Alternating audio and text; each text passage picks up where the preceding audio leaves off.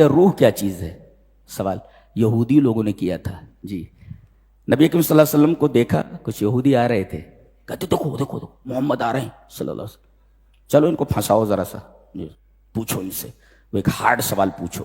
کیا ہم لوگ کیسا سوال پوچھتے ہیں؟ کسی فزکس کا کوئی سوال ہوتا ہے, کیمسٹری کا کوئی سوال ہوتا ہے, یہ تو دنیا کا سب سے مشکل سوال ہے, یہ تو حل ہی نہیں ہوتا کسی سے.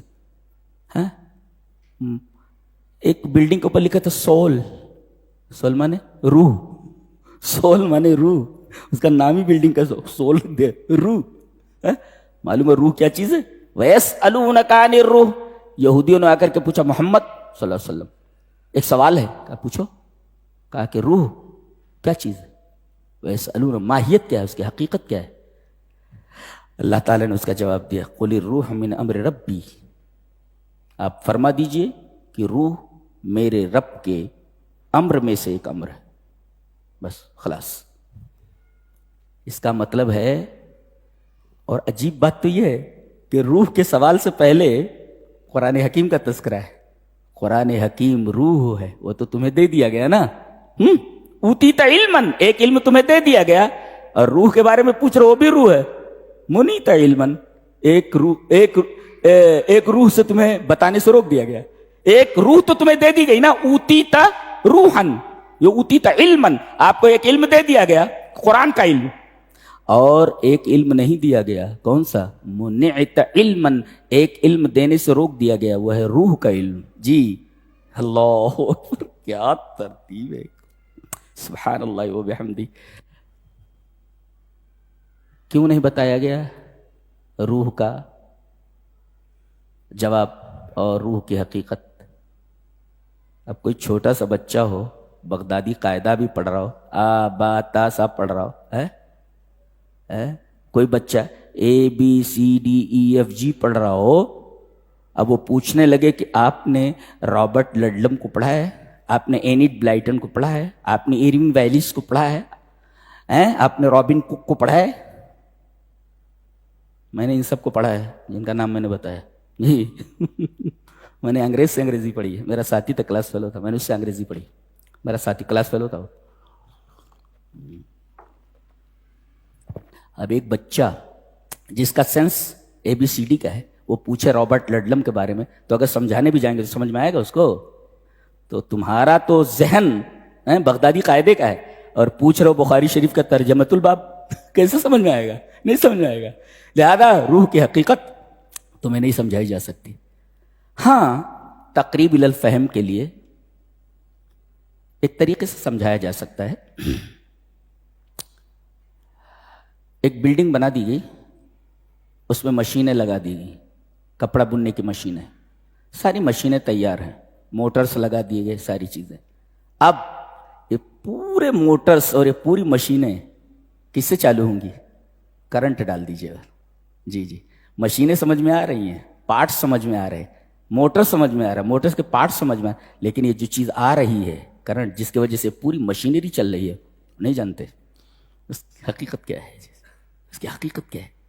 قُلِ الرُّوحُ مِنْ أَمْرِ رَبِّي, کرنٹ بنانے والا, اس کا ایجاد کرنے والا, بنانے والا کیا؟ اس کا ایجاد کرنے والا. کوئی چیز nothing is created and nothing is destroyed. کوئی چیز نہ تو آپ کریٹ کر سکتے ہیں اور کوئی چیز آپ فنا بھی نہیں کر سکتے. تو انسان کیا وہ دو دو کر کے چار بنا دیتا ہے, کیا ہے اس کا؟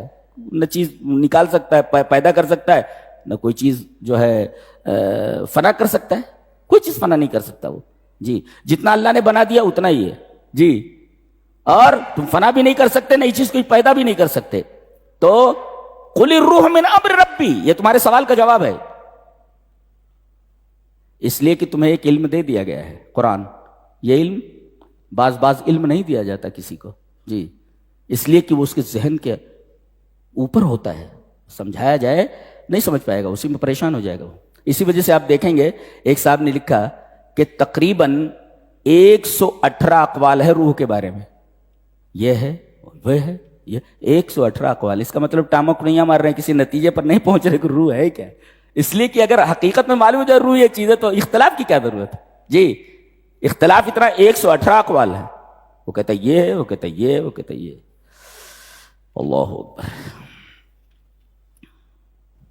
علم کے ساتھ اللہ تبارک و تعالی نے بوکا کا تذکرہ کیا ہے، رونے کا.